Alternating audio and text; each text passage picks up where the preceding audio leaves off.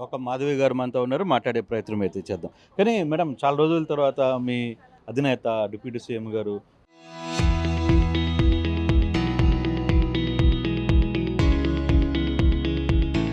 మీతో చాలా time spend చేశారు. నిజంగా ఈసారి ఇది ఒక పెద్ద బూస్టప్ అని చాలామంది ఎమ్మెల్యేలు మీలాంటి వాళ్ళు సీనియర్స్ అందరూ కూడా చెప్తున్న పరిస్థితి.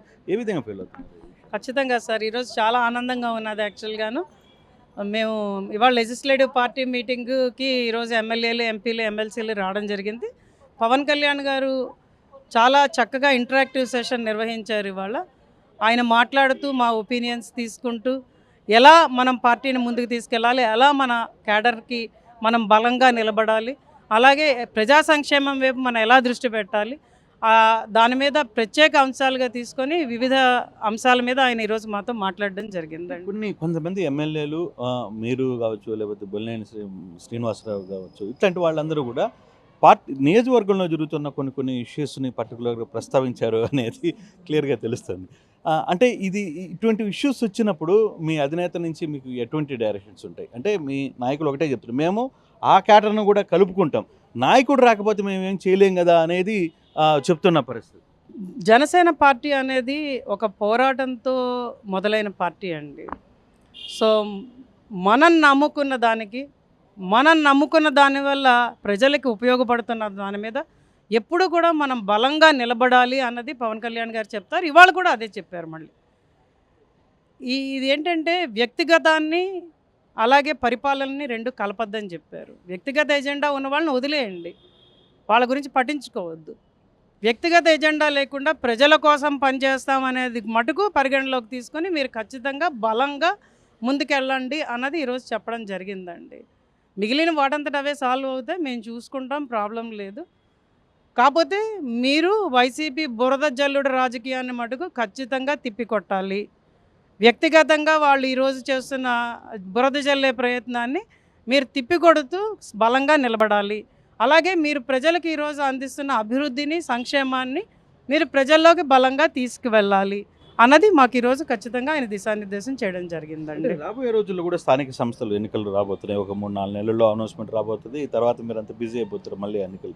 ఏమన్నా రూట్ మ్యాప్ ఉందండి? ఈ నియోజకవర్గాల వరకు ఇన్ని తీసుకోవాలని, లేదు గెలిచిన స్థానాల్లో ఇన్ని స్థానాలు రావాలని, ఎంపీటీసీలు ఎంత, జెడ్పీటీసీలు ఎంత, మున్సిపల్ కార్పొరేషన్స్ ఎంత, వీటి మీద ఏమన్నా డిస్కషన్ చేశారా? దానికి ఏమన్నా ఒక రూట్ మ్యాప్ చేస్తున్నారా?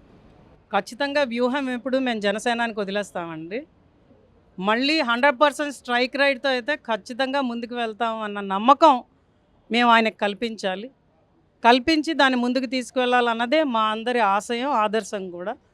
175 నియోజకవర్గాల్లో కూడా జరిగే మున్సిపాలిటీ, లోకల్ బాడీ ఎన్నికల్లో మనదైన ముద్ర వేయాలన్నది ఈరోజు ఖచ్చితంగా పార్టీ తాలూకు లక్ష్యం.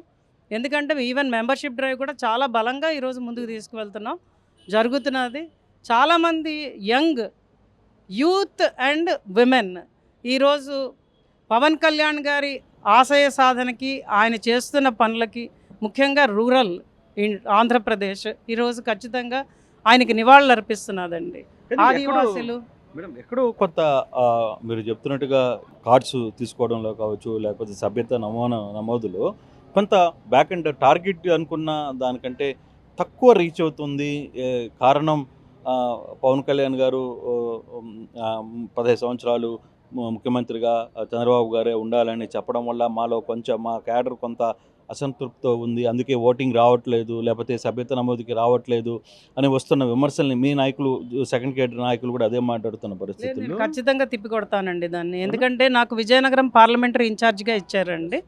ఆ 7 నియోజకవర్గాలు కలిపి ఈరోజు మేము 55% అభివృద్ధిని మెంబర్షిప్ డ్రైవ్లో సాధించామండి. అది నార్మల్ కాదండి, ఖచ్చితంగా.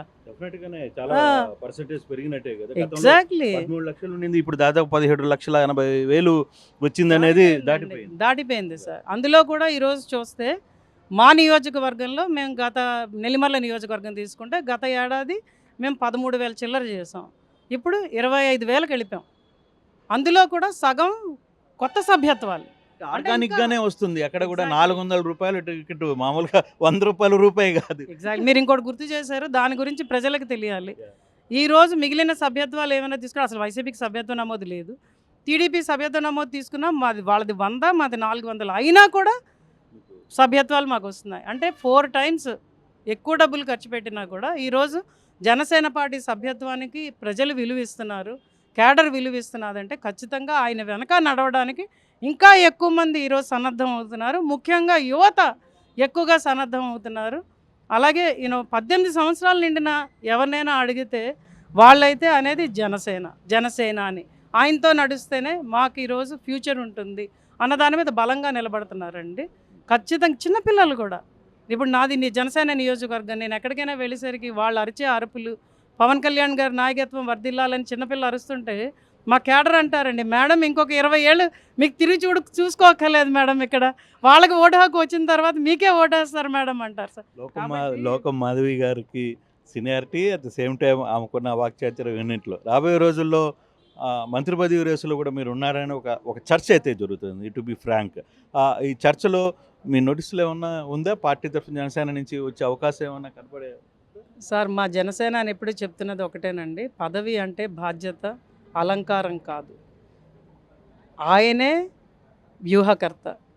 ఆయన రాసిన దాంట్లో మేమందరం ఆయన నాయకత్వంలో ఆయన దిశానిర్దేశం చేసిన దాని ప్రకారం పార్టీని బలోపేతం చేసుకుంటూ మంచి పరిపాలన అధికారంలో ఉన్నాం కాబట్టి మంచి పరిపాలన ప్రజలకు అందించేటట్టు ముందుకు వెళ్తున్నాం.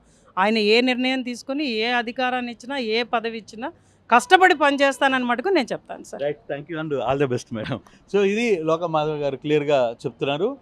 నేను మంత్రి పదవుల గురించి వీటి గురించి ఆశించలేదు, పదవి అది మా నాయకుడి ఇష్టం. కాకపోతే ఈరోజు జరిగిన నేతతో జరిగిన ఇష్యూస్లో చాలా క్లియర్గా వన్ టు వన్ అన్ని విషయాలు మాట్లాడుకోగలిగాం, చాలాసేపు ఆయనతో ఉండగలిగాం. ఎక్కువసేపు ఉండడం వల్ల ఎక్కువ వ్యవహారాలన్నీ నియోజకవర్గ స్థాయిలో జరుగుతున్న ఇష్యూస్ని కూడా తమ నేత ముందు పెట్టగలిగామని చెప్పి ఎమ్మెల్యేలు మాట్లాడుతున్న పరిస్థితి.